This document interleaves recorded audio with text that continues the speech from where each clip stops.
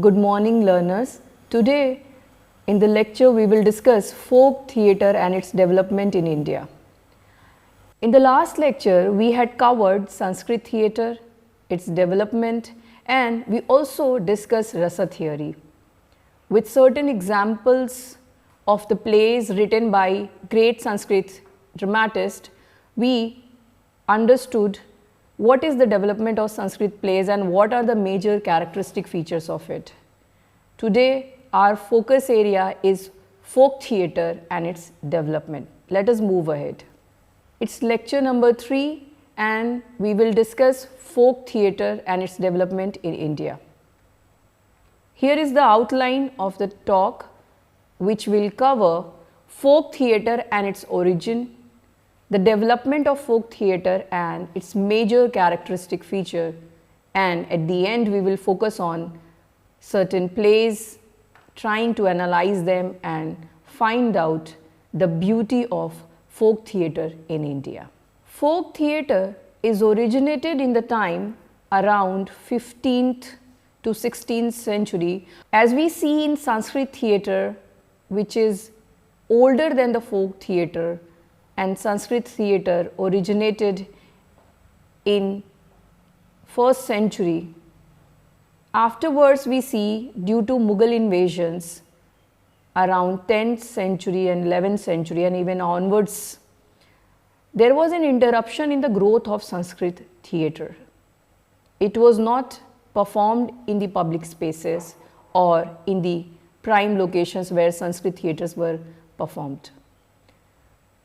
Meanwhile, we find development of regional theatre, theatre in different regions, localities emerging, where we find travelling troupes going from one place to the other place to perform in the available spaces and with the help of the locality. When the performance of Sanskrit plays were discouraged during Mughal invasions and regimes, diverse forms of folk theatre emerged in different parts of the country in around 15th to 16th century, and that kept the tradition of performance alive. There is a diverse range of folk theatre existing in India. In different regions, different folk forms emerged, and the number is large. Due to its nomadic nature and local in taste, we find folk theatre being highly popular. In folk theatre, the language of communication is language of common people. It speaks in vernacular language. That is why folk theatre becomes very, very popular in India. Initially, the folk forms were based on devotional and religious themes due to its impact of a religious movement called Vaishnavism. For example, folk theatres like Ankiya Naat, Ram Leela, Ras Leela, and many other forms which were based on devotional and religious themes. Later, many secular themes were also taken up, like theme of heroism, freedom movement in India. Many historical figures appeared and enacted in the play, in the folk forms, and also love as a theme was covered. So these were primarily as a theme covered in the folk forms, which initially was focusing on religious and devotional theme, and later on many secular themes were also covered. And there was a point of time when secular and religious both plays were enacted in folk theatre. Both themes were equally popular, depends on which form it is, which we shall be discussing in the coming slides. Now, what are the major characteristics of folk theatre? First thing that we need to understand that Sanskrit theatre is well articulated, well structured, and also expects from audience an understanding, a prior understanding of the form, the style, and the method of enactment, which is not required in folk theatre. Folk theatre is readily communicable, it is available in readily communicable modes and messages of performance. It is regional, local, flexible and communicated in the language of common people. Because of its local and flexible nature, it appeals to the masses. It represents the everyday life of local people. It presents the life of the commoner or anyone, be it elite or the lower class of that particular region. Since the folk theatre is able to connect with the common people, it is more popular in those localities. Because it speaks in the vernacular language, it speaks in the common man's tongue, it is understood by people, and there is no prior requirement of knowing the style or form in the case of folk theatre, which makes it unique and popular. The expertise of the audience is not required to understand and appreciate the performance and the art form, and that makes folk theatre so popular, especially during 16th and 17th century and even afterwards during colonial period. It's very interesting to know that folk theatre is performed by the travelling troupes, and the troupe perform these plays with the support of the local people. They find the available space where they can enact it. It could be any space, an open space, a ground, a garden, a field. Any available space can be created into a stage, and their folk plays can be performed. The availability of space depends on the region and also the local support. That is why the role of the masses becomes more important in folk theatre. Folk artists depends on their audience to make their living. Rarely folk performers receive patronage from higher caste, though there are some exceptions. So folk theatre uses makeshift stage, the stage which is temporarily made for performance, and again it can be undone. Unlike Sanskrit theatre, which are primarily performed in temple premises, courtyards, and the houses of the elite class people. Mostly, but there are exceptions also. For example, Yakshaganna is a popular folk form of performance which also carries some classical norms, and folk form, Yakshaganna as a folk form has often been performed in temple premises as well. So sometimes the binary between folk theatre and Sanskrit theatre blurs, and they carry certain characteristic feature of each other. These are the prominent folk theatre you can see, and all the folk theatres are not even named, but we can see the major folk forms which are to some extent till date known to people and performed. I have included those folk forms which are known to people and till date they are performed. For example, we have Swang and Nautanki, which are primarily popular in northern part of India like Uttar Pradesh, Punjab, Haryana and Rajasthan, and they have some other names also of this form where it is performed with a different name, but the nature of that folk form is similar. We also can see here Khayal as a folk form which is popular in Rajasthan, March, which comes from the word Manch, that stands for stage, which is popular in Madhya Pradesh. Bhagat is a folk form popular in Uttar Pradesh, primarily in the region of Agra and neighboring places. Jatra of Bengal, Bhavai of Gujarat, Kathakali, Kutiyattam, Krishnattam of Kerala, and there are many other forms also of those states which I have not incorporated here. Tamasha and Lalita in Maharashtra, Bhand Jashna in Kashmir or Bhand Patthar in Kashmir, which is a popular folk form of Kashmir. Ankiya Nat of Assam, Bandi Nat of Orissa, Bideshia in Bihar and Terekuttu in Tamil Nadu.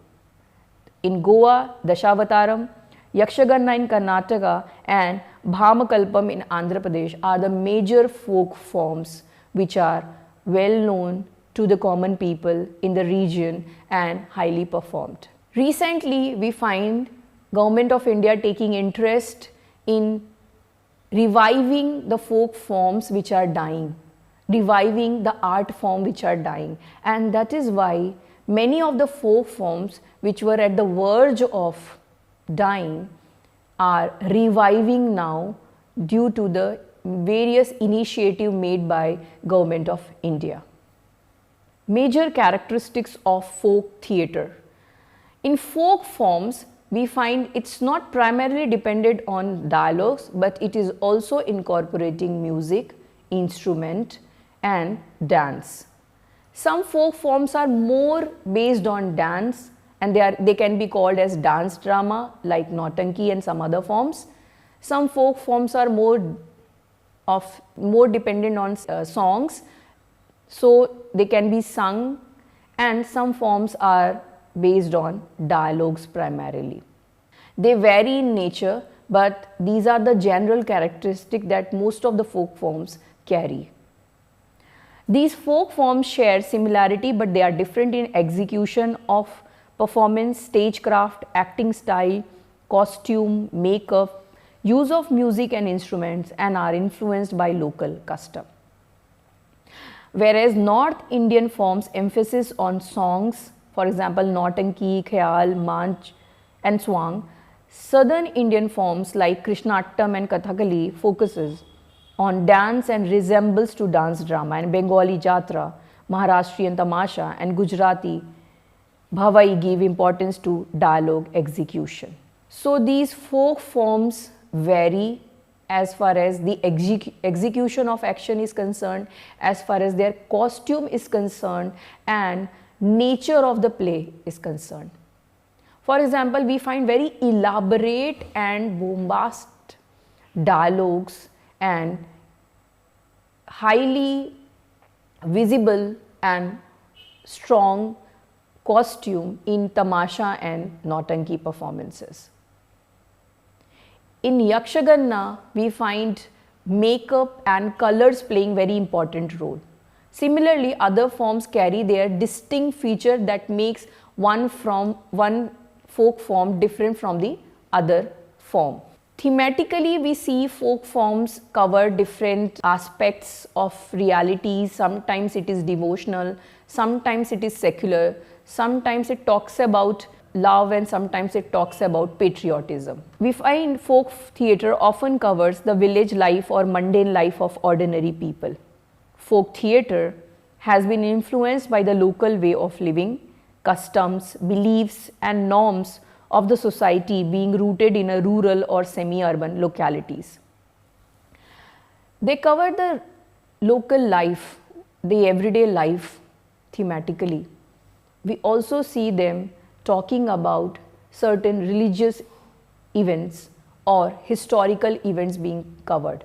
Sometimes we find impersonation of some public figure or historical figure appearing in the play, and the plot revolves around that character. Sometimes we also see in folk theatre where a very common person becomes a protagonist, and the whole play revolves around him and his struggle in the domestic spaces and in the public spaces. So different profession, different fields, different realities of that locality are being covered in the folk theatre, and the audience immediately connect with them by seeing the way their attire, the way they deliver the dialogue, the local tone, the accent, and also the theme, the issue being covered, that they are immediately able to connect and they identify themselves into it, and that makes folk theatre so popular. We find folk theatres playing double function. It has two functions to play. One is to entertain the masses, and the other is to give a moral lesson or some message through the play. So it primarily entertains, but also we find certain lessons or message given towards the end of the play that makes the audience learn that what was the purpose of this enactment, and which issue is being raised and how it can be seen from a different angle. In folk plays, which are also staging the mythological tales from Indian epics like Ramayana, Mahabharata, especially we see it in Yakshagana, and also represented social, political and cultural realities of their times.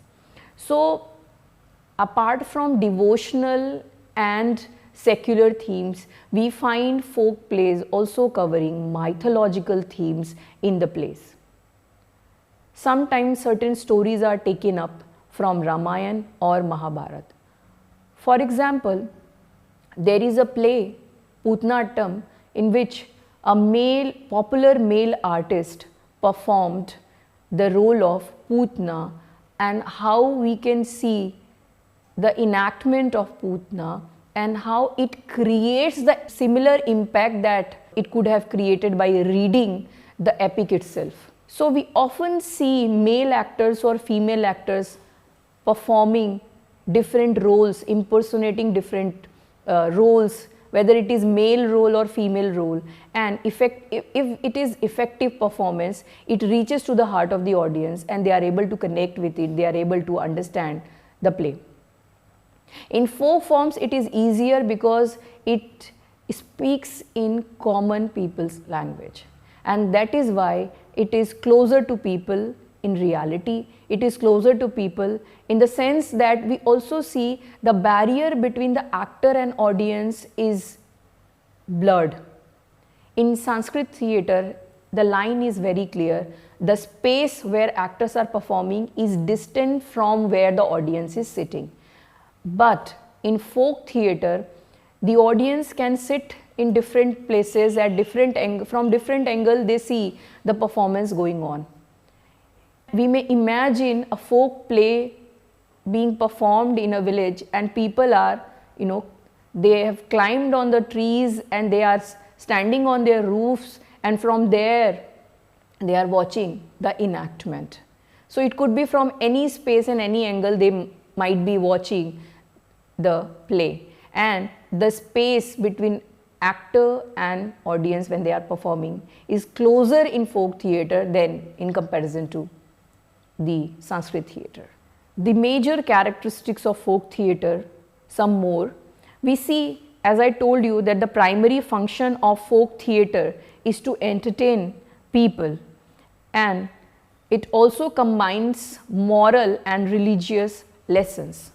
For example, a play being performed in Nautanki, in which a famous actress of Nautanki theatre, one of the first female actor actually, her name is Gulab Bai.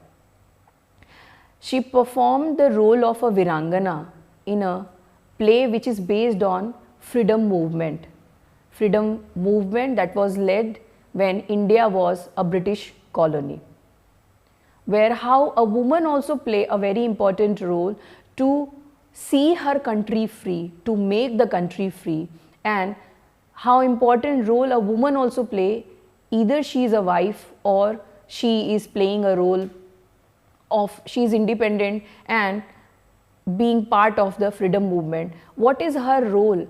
Where is her voice? These things are also observed and covered in certain plays written in the modern times. Basically, when we talk about the written script, in folk theatre it is primarily oral.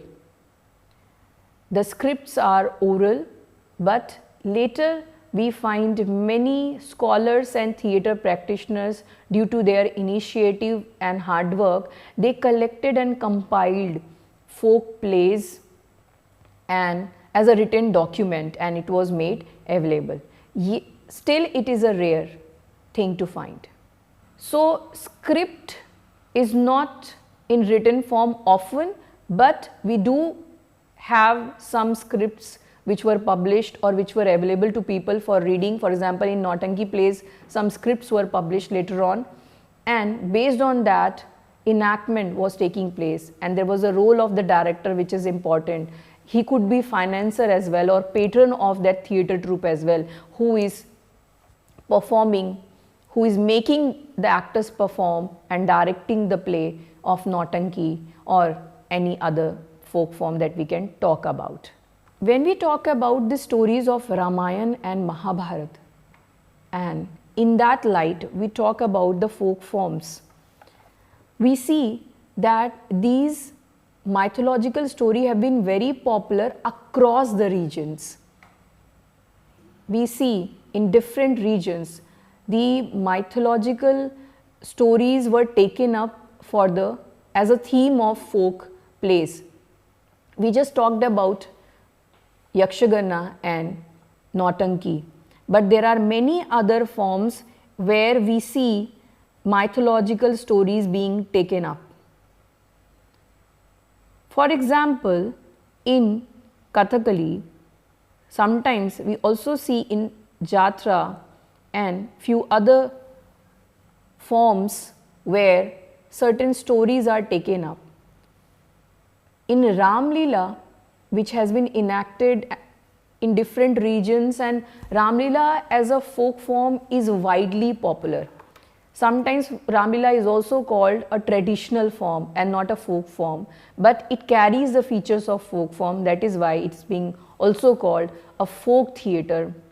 And in Ram Leela we see the enactment of the life of Ram, his exile with Sita and Lakshman, and what happened afterwards is being enacted, and annually it is performed during the time of Dashera, and every year it has been seen by the audience, the masses, with same enthusiasm, same passion, and it suggests how popular the story of Ramayana is. Because the narration, the plot is known to people. What happens when? What happens with Ram?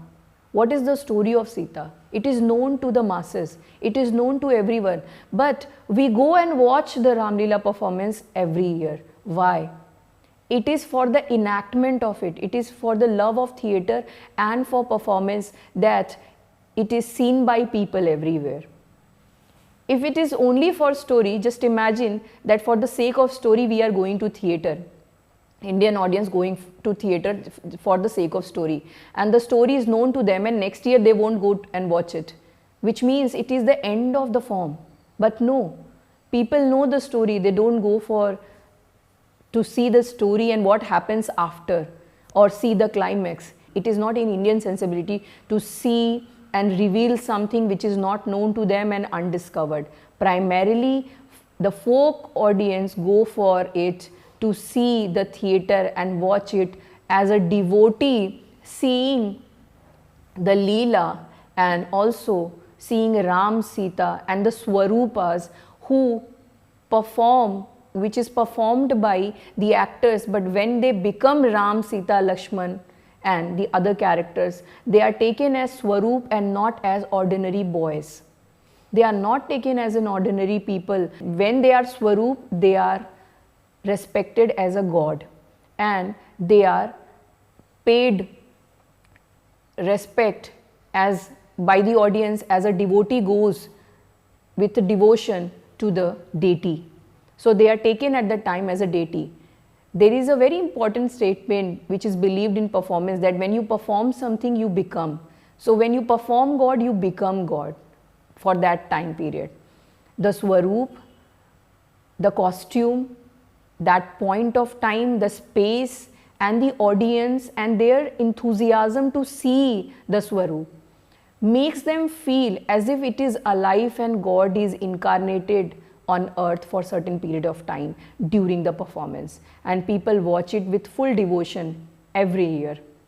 So this is the beauty of folk theatre, and that's how we see folk theatre being so popular. Some of the forms are still alive and equally popular, respected, and people are there to keep it alive. There are audience who keep it alive. In the very first lecture, if you remember, I told you that 3 elements are important in a Natya, and that are actor, audience, and they are being available in the space. So when actor, audience and the space, 3 elements are connected, when these 3 elements are connected, theatre is created, a performance is created. And that performance, if it is done effectively, it is able to arouse rasa. It is able to create emotion, to bring emotion in the heart of the audience, and it culminates into rasa. Depends on the emotion which is dominant in that particular play and performance.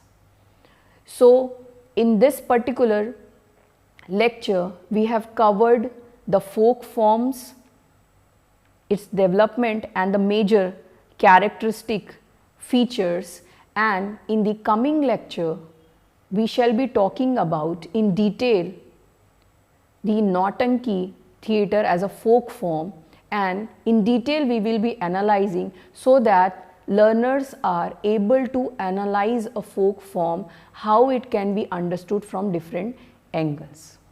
Thank you so much.